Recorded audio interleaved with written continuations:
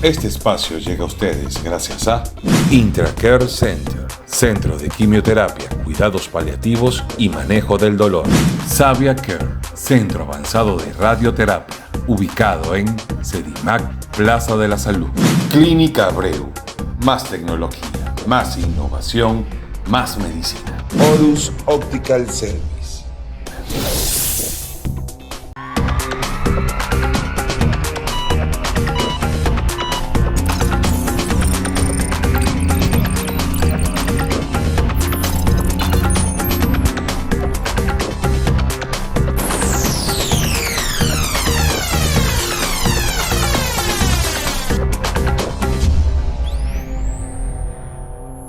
Bienvenidos sean todos a un nuevo episodio de Reporte Médico. Recuerden activar la campanita y seguirnos a través de www.reportemedico.com, también en nuestro Instagram, Reporte Médico RD. Hoy vamos a hablar un tema bastante importante. Nos encontramos en las instalaciones de nuestros amigos de Intracare Center y nos acompaña la doctora Ángela Marmolejo. Ella es especialista en cuidados paliativos y anestesióloga también. Y vamos a hablar de esta especialidad que realmente afecta a más de 40 millones de personas en el mundo anualmente. Estamos hablando de personas envejecientes y también personas que de repente desarrollan una enfermedad crónica durante su vida. Y bueno, hoy tenemos acá a la doctora Ángela para hablar de este tema tan interesante acá en Reporte Médico. Bienvenida, doctora. Muchísimas gracias, claro que sí. Vamos a hablar un poco y profundizar dentro de los cuidados paliativos, porque es algo muy importante para los pacientes desarrollar una enfermedad grave, crónica. Totalmente. Y empezar a afrontar como eso. ¿Cómo nacen los cuidados paliativos? ¿Cómo se forman y cómo evoluciona toda esta especialidad médica? Claro, los cuidados paliativos nacen desde hace más de 50, 60 años o tal vez un poquito antes. Nacen en Londres con ella se llama Dama, se dice allá en Londres, se llama Cicely Sanders y ella crea el primer hospice donde todas las personas con alguna enfermedad crónica podían ir y fallecer allá. Inicialmente ha sido mucho de tratar de centrarse en la persona y no de la enfermedad. Es como la parte básica de la medicina. Entonces, ellos le ofertaban todos los cuidados, las atenciones básicas a los pacientes que no podían estar en casa y pues iban y fallecían allá. Ya luego, a partir de toda la época, ¿no? El avance de la medicina se ha convertido en una especialidad. No ha aumentado un auge, igual que las otras especialidades que han nacido en la misma época, pero gracias a Dios está aumentando en los últimos tiempos. Sí, de acuerdo al trabajo que se ha desarrollado aquí en Intracare, usted está pasando consulta. ¿Cómo es el proceso de trabajo acá en Intracare con respecto a la enfermedad? Claro, aquí en Intracare somos una institución con una visión paliativista, por eso se formó la unidad de cuidados paliativos a la par con la unidad de atención a los pacientes con cáncer. Los pacientes con cáncer son una de las especialidades que más demandan cuidados paliativos, porque los cuidados paliativos son todas las atenciones que le ofertamos a los pacientes luego de que tienen una enfermedad potencialmente mortal o que no tiene cura. Todo con la finalidad de mejorar la calidad de vida de los pacientes y de sus familias y de sus cuidadores, porque hay veces que algunos médicos solamente se enfocan en el paciente y de repente no piensan en quien está sufriendo también con ese paciente. Entonces, para nosotros es de vital importancia incluir al paciente que lleva cuidados paliativos o manejo del dolor desde el inicio de la enfermedad, porque eso mejora muchísimo el pronóstico de dicho paciente. Doctora, ¿cómo es la consulta de cuidados paliativos? Porque la gente, imagino que tiene curiosidad de cómo, sí, de cómo se desarrolla. Claro, increíblemente es una consulta parecida a la demás de todas las especialidades. Es un poquito más larga, tiene una duración mínima aproximada de 1 hora por cada paciente y su familia. Nunca vemos al pacientito solo, siempre lo vemos con su cuidador principal o con sus familiares. Y se enfoca uno en todo, no solamente en la razón por la que el paciente esté en el centro, incluyendo lo psicológico, incluyendo lo nutricional, incluyendo el ejercicio físico, incluyendo sus emociones, su espiritualidad. O sea, es una consulta relajada. Se hace habitualmente así, en sillones, en un lugar donde no se vea tanto la parte médica como tal, sino más la parte humana de la atención. Habitualmente es hasta con ropa relajada, no tantas batas, no tanto estetoscopio, sino que habitualmente, por ejemplo, aquí en el centro, nuestros chicos, nuestro personal, toman los signos vitales antes, pesan al paciente antes. Ya cuando el paciente entra a la consulta, pues es amigable. Tiene a veces hasta olores a lavanda que muestran relajación, ¿no? Para uno poder conversar.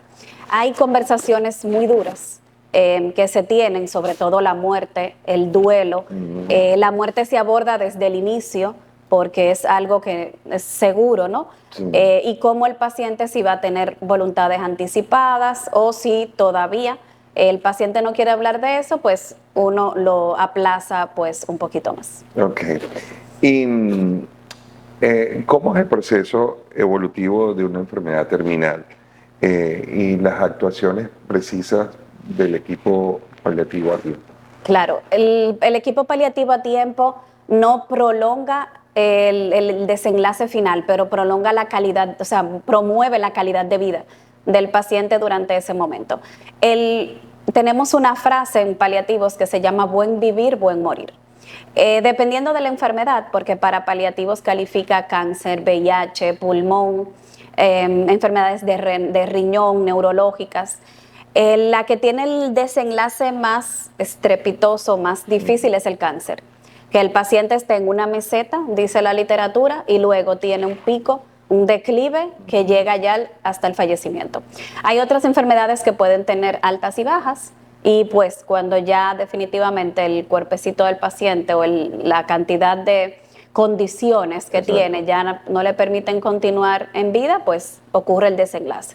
Pero en cáncer específicamente el paciente puede estar muy bien, de repente empezar a tener muchos síntomas y entonces el paciente pues fallecer. Y ahí uno le va manejando para que tenga un buen morir, o sea, que no muera con dolor, que no muera con agitación o con algún síntoma, ¿no? Que no le permita al paciente pasar ese desenlace, ese proceso. El morir es un proceso bellamente organizado, claro, dice uno de nuestros jefes, ¿no?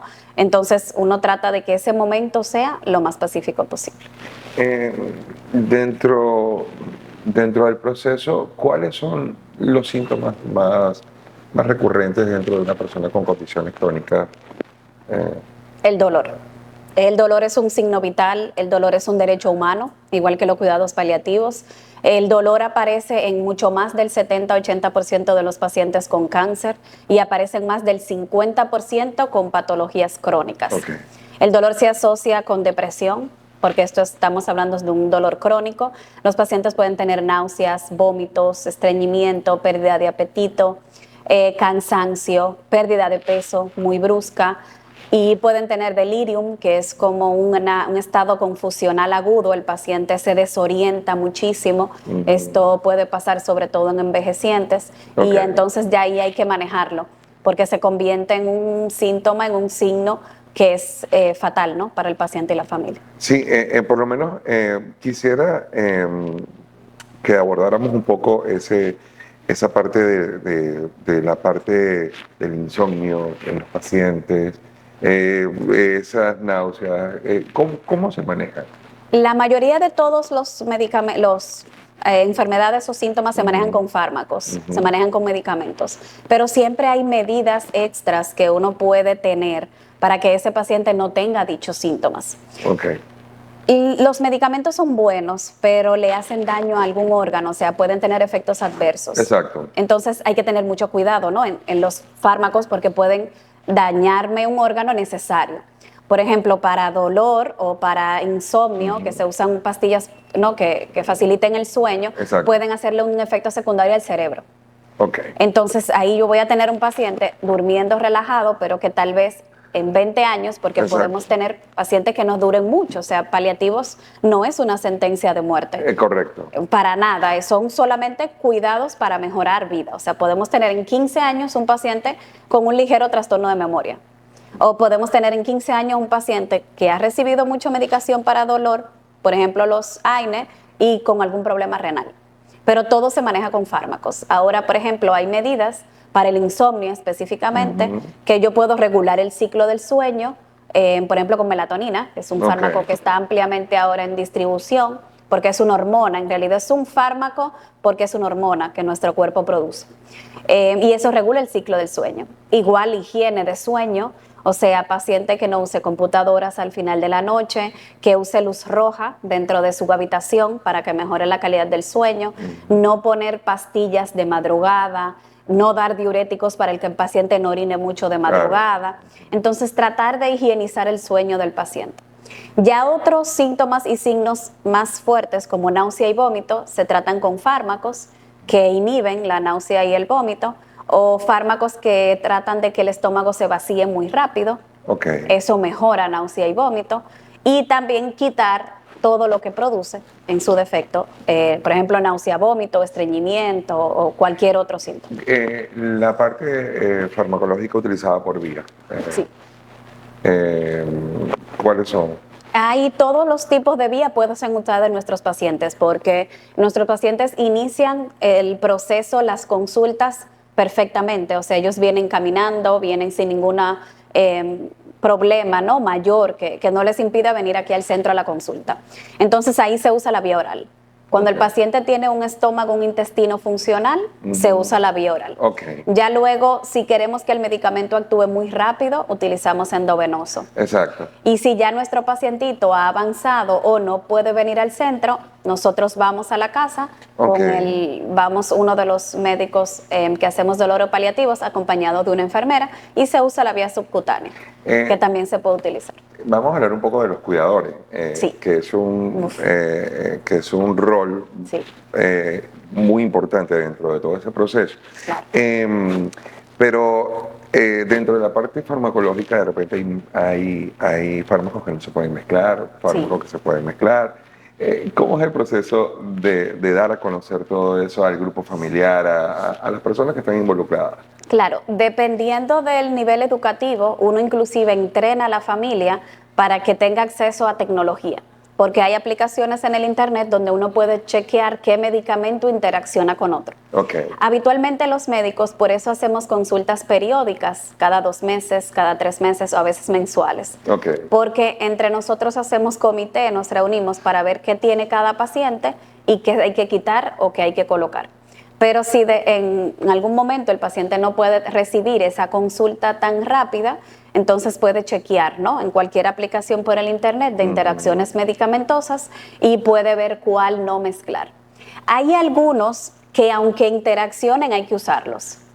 Entonces uno le dice al paciente qué medidas debe de tomar. Por ejemplo, para inducir el sueño también interaccionan con los del dolor. Entonces el paciente va a dormir más. O sea, puede pasar de un insomnio a dormir demasiado. Entonces uno solamente le orienta al cuidador o a la familia, y entonces se toman las medidas. Pero hay veces que se usan y se usan inevitablemente.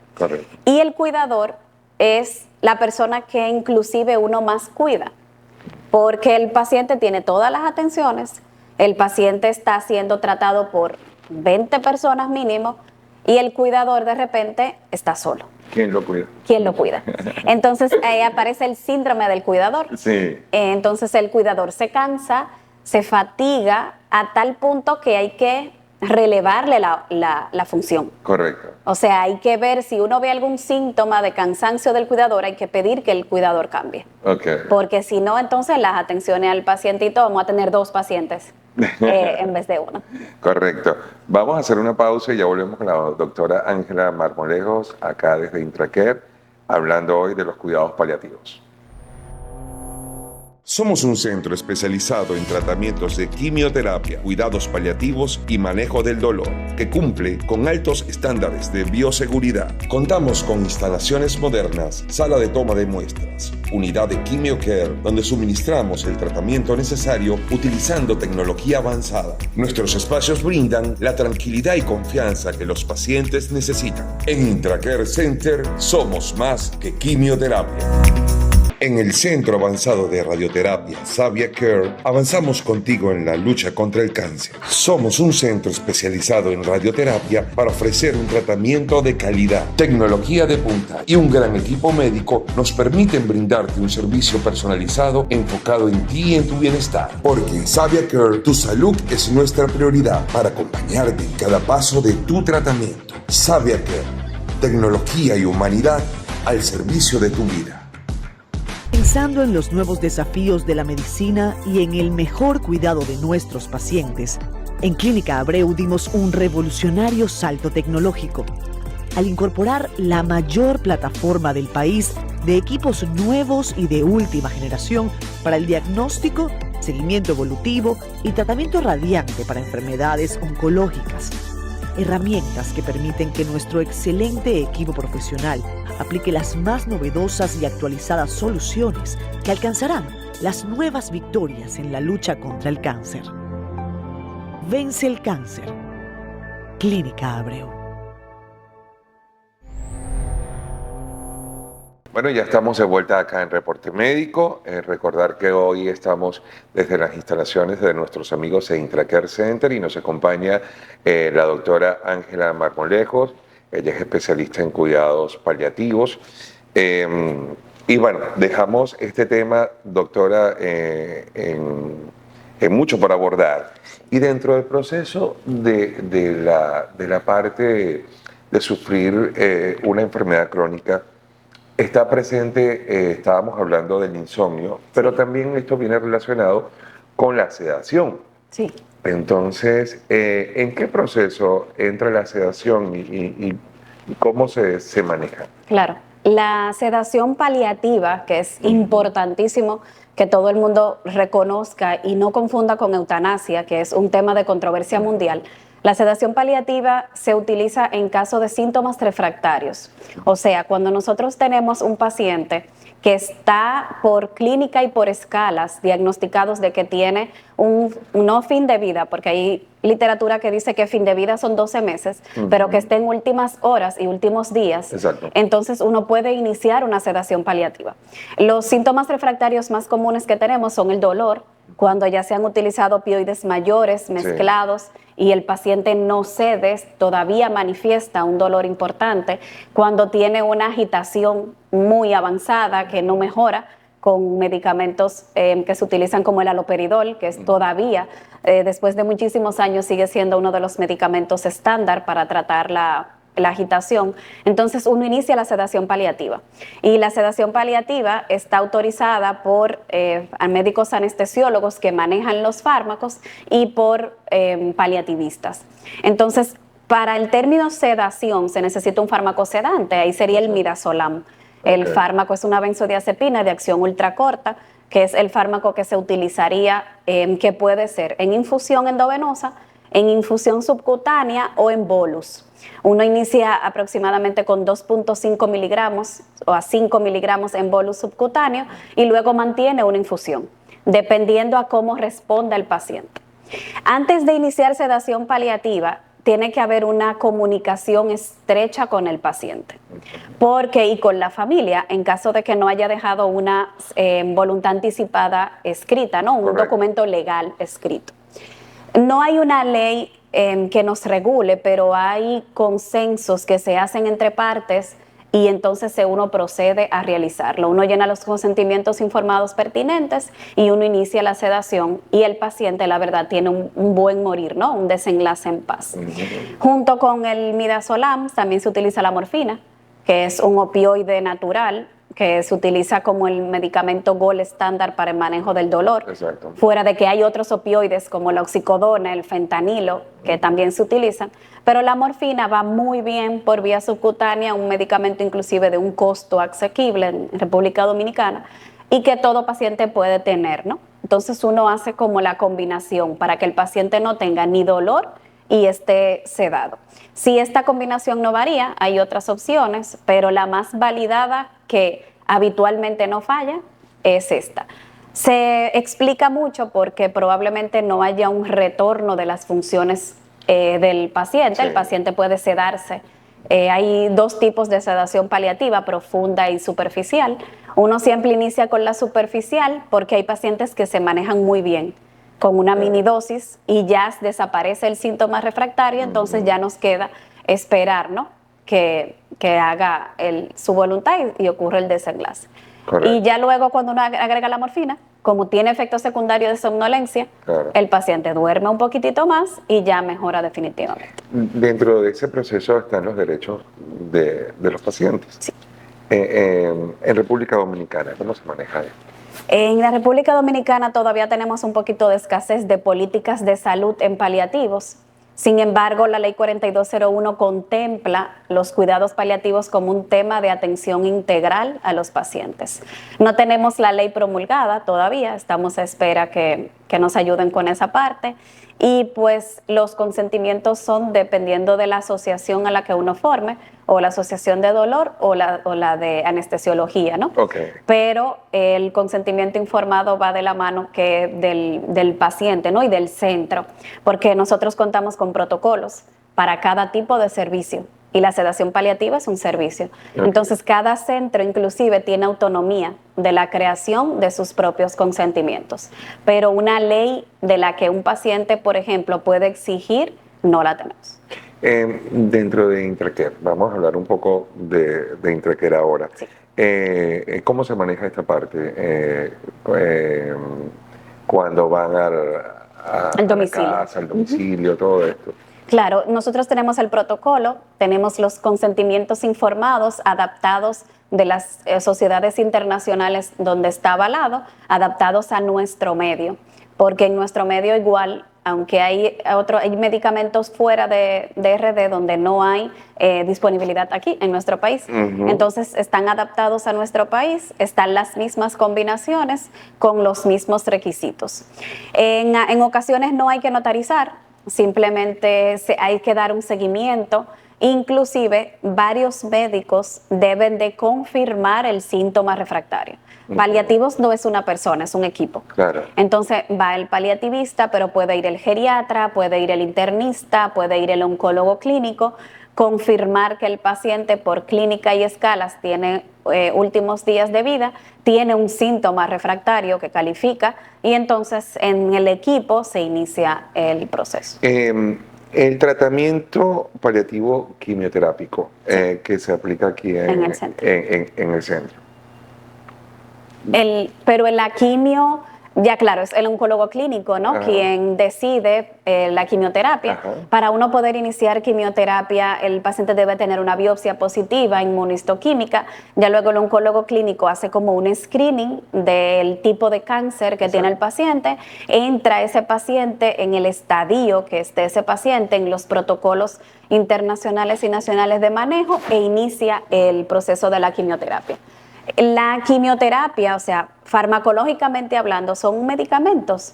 Lo que pasa es que su diana, a donde van dentro del organismo, es a matar las células cancerígenas. Okay. Pero son fármacos endovenosos que tienen características iguales que los demás. Lo que pasa es que tienen la desventaja de que tienen muchos efectos adversos.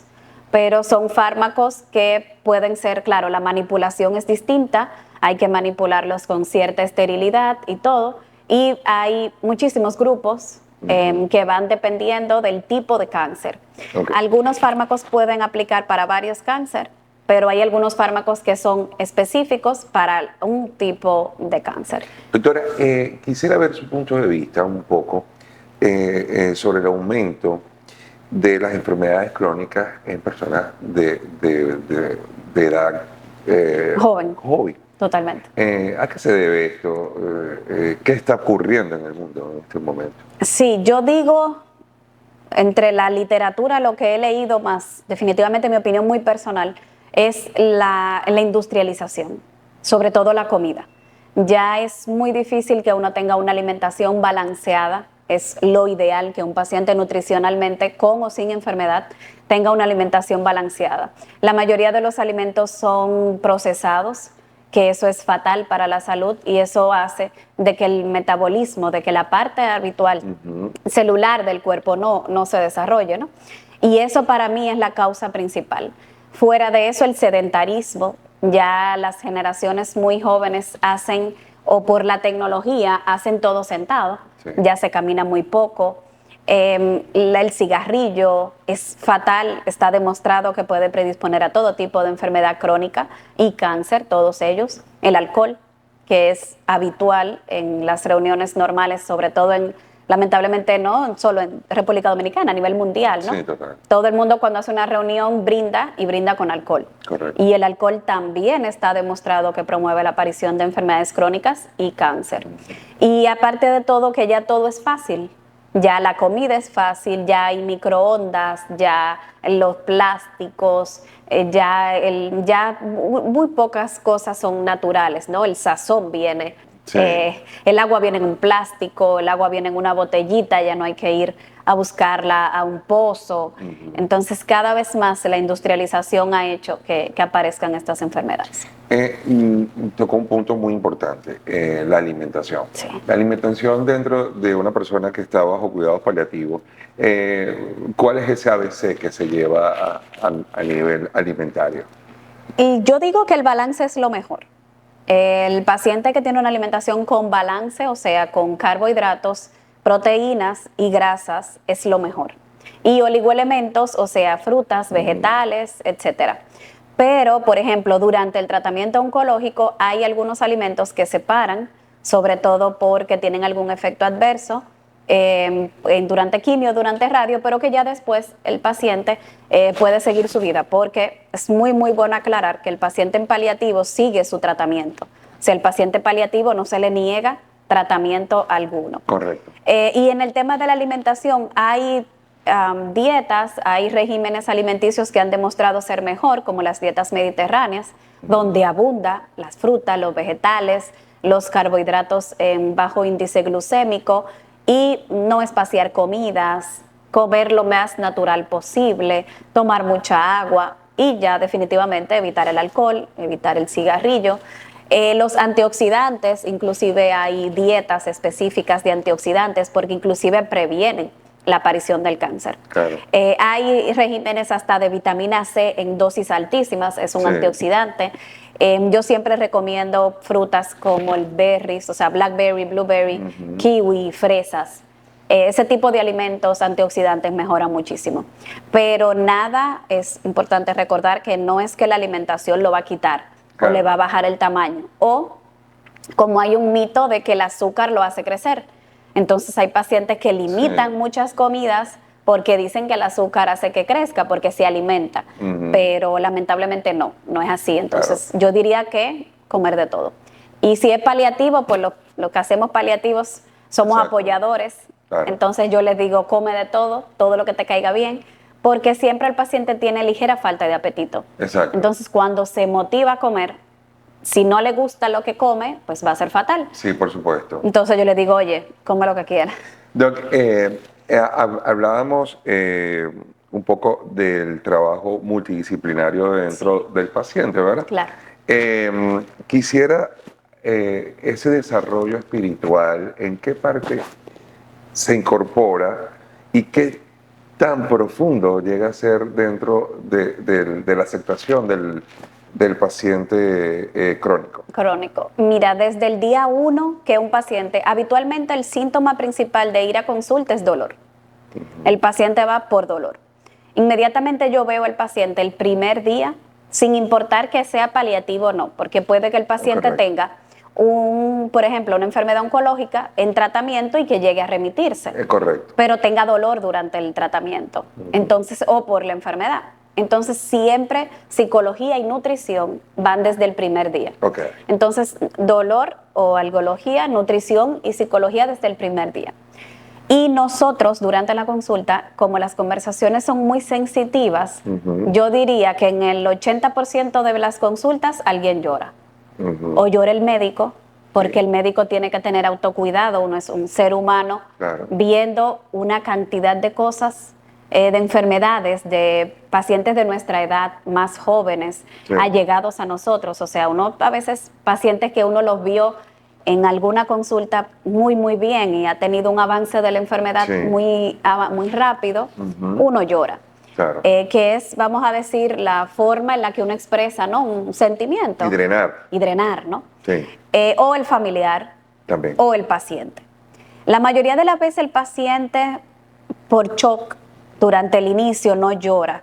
Sí. El familiar un poco más, porque como que se abre más fácil, ¿no? No es quien está viviendo la enfermedad. Claro. Pero siempre se tocan puntos muy sensibles, sobre todo la familia cercana. Mira, bueno, me viene por dolor, pero imagínate un cáncer. Tengo una paciente ahora mismo que estoy tratando, 35 años, un cáncer de colon metastásico a hígado. No. La miro y por analíticas y predicción clínica tiene una sobrevida corta. Nunca se dice tiempo, en paliativos no hay tiempo. Sí, Eso uno no lo puede predecir, ¿no? Pero hablando con ella para hacer un poco más de empatía, porque uno tiene que hacer mucha empatía, mucha presencia con el paciente, empecé a hablar de su vida, ¿no? Tiene 3 hijos, tiene un esposo, viven solos y ella tiene que encargarse de todo. Y me dice que los chicos inclusive acaban de iniciar el colegio. ok. Entonces ahí hay que decir, mira mamá, en este momento tú eres la prioridad, tienes Sí. que dejarlos, busca a alguien que te ayude. Es duro, ¿no?, para aquella madre. Exacto. Y dejar de encargarse de sus hijos para luchar contra ella, pero con una enfermedad que la pudiera vencer. Correcto. Entonces ella me decía que se imaginó celebrar su cumpleaños, que si ella llega a Navidad, ya ahí fue sensitivo totalmente. O sea, Sí. ya ahí todo el mundo empezó a llorar porque no se sabe. Sí, Entonces yo le dije, mira, si tú quieres la dije que pusiera el arbolito desde ahora. exacto. Le dije, tú quieres poner el arbolito, te gusta la Navidad, tus hijos, tú quieres hacerte fotos, Claro. compra pijamas de Navidad, pon tu arbolito y hazte tus fotos de este año. Claro. Mamá, ¿por qué temprano? Para disfrutar. Entonces uno le va dando esos Herramientas. truquitos, esas herramientas, que psicología es quien se las sabe todas. Sí, por supuesto. Esa gente tiene, yo creo que una caja de herramientas al frente, pero uno le va dando esas pautas Claro, duras, pero que a ellos les llena de mucha paz. claro. Doctora, para finalizar, vamos a hablar del proceso de duelo, inevitablemente.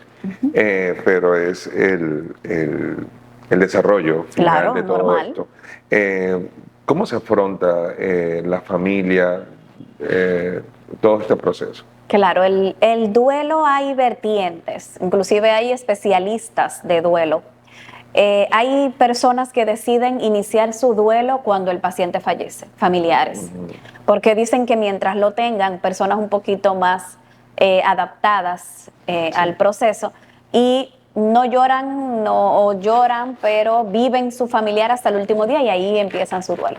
Pero hay otras personas que habitualmente inician el duelo con la noticia. Ok, Pero entonces iniciar un duelo muy temprano o que se prolongue, ambos son duros, Sí. porque entonces crea mucha ansiedad. por fin. O sea, imaginarte desde ahora todo lo que me puede pasar, el tiempo que voy a durar, pues la ansiedad es miedo al futuro. Sí. Entonces eso me va a dañar todo el tratamiento.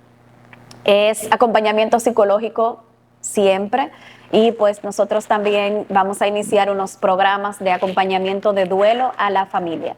O sea, cuando ya nuestros pacientitos pues no estén, pues Exacto. Intracare le va a dar en algún punto ese seguimiento, esas llamadas, ese acompañamiento para que esos pacientes no se sientan solos Claro. durante su proceso de duelo. Doctora, unas palabras finales ya para nuestro público en Reporte Médico. Claro, pues invitar a todo el mundo a que estudie, a que se oriente acerca de los cuidados paliativos, un mini llamado, ¿no?, a que las autoridades aumenten la parte de la asistencia porque se necesita en todo el país. Tenemos Intracare, gracias a Dios, disponible, pero son cuidados que se necesitan en todo nuestro país. Y nada, pues que estamos a sus órdenes aquí en Intracare Center y que nos visiten.